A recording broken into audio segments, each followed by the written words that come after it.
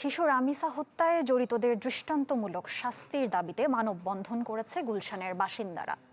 সকালে গুলশান চত্বরে বিভিন্ন প্ল্যাকার্ড ও ব্যানার হাতে শিশুদের জন্য নিরাপদ বাংলাদেশের কথা তুলে ধরা হয়। অংশগ্রহণকারীরা বলেন, শিশুদের বিরুদ্ধে সহিংসতা ও নির্যাতনের ঘটনা উদ্বেগজনকভাবে বাড়ছে।